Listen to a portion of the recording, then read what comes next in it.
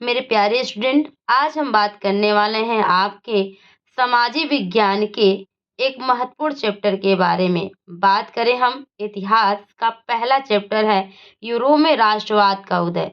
बात करें यूरोप में राष्ट्रवाद का अर्थ होता है देश प्रेम। यानी आज हम उस विश्व में रह रहे हैं जहाँ राष्ट्र और राष्ट्रवाद है।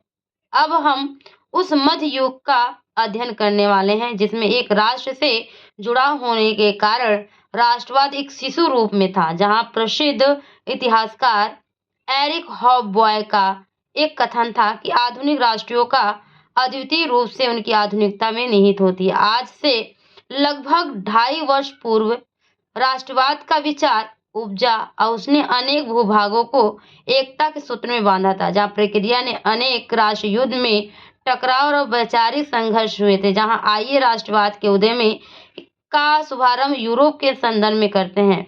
बात करें कि फ्रांस में राष्ट्रवाद का उदय जब हुआ तो उस समय 1848 में फ्रांसीसी कलाकार फ्रेडरिक सर्जियो ने 4 चित्रों को जो रचना की, उनमें से एक ऐसे संस्कार का चित्र प्रस्तुत किया जो जनतांत्रिक हुआ करता था और ये सामाजिक गणतंत्रों में से मिलकर एक बना हुआ था। जैसे इस चित्र में अमेरिका और यूरोप के उन लोगों का चित्रण किया गया था जो पंक्ति में एक खड़े होकर स्वतंत्रता की प्रतिमा की वंदना कर रहे थे, जहां पे एक कल्पनादर्शी प्रतिरूप दिखाया गया, जहां भाव फ्रांसीसी क्रांति की स्वतंत्रता की देवी के लिए किया जाता था। जहां इस प्रतिमा में एक हाथ में ज्ञान दे की मशाल तथा दूसरे हाथ में मानव अधिकार का घोषणा हुआ करता था, जिसमें प्रतिमा के सामने निरंकुश और संस्थानों के अवशेष बिखरे हुए पड़े थे, जो बात का प्रतीक है, जहां निष्कंठता की स्वेच्छाकारी युग की बीत गया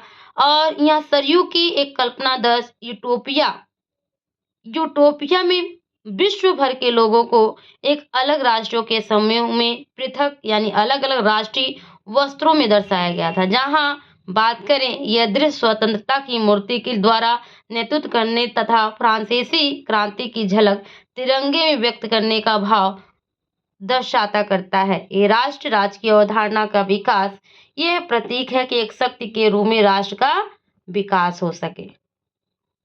अभी हम बताया है कि फ्रेडरिक सर्जियो का जो कल्पना दर्श था, ज्ञान दे की मशाल लिए खड़े थे, अधिकारों का एक तरफ घोषणा पत्र था, जहां क्रांतिकारियों का आवेश था, जहां ईसा मसीह संत और फरिश्ते भी खड़े थे, वहां पे निरंकुश संस्थानों का ध्वज अवशेष में पड़ा हुआ था।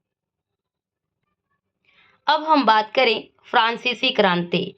क्लास 9th में आप लोग पढ़े होंगे कि फ्रांसीसी क्रांति होने का कारण क्या था।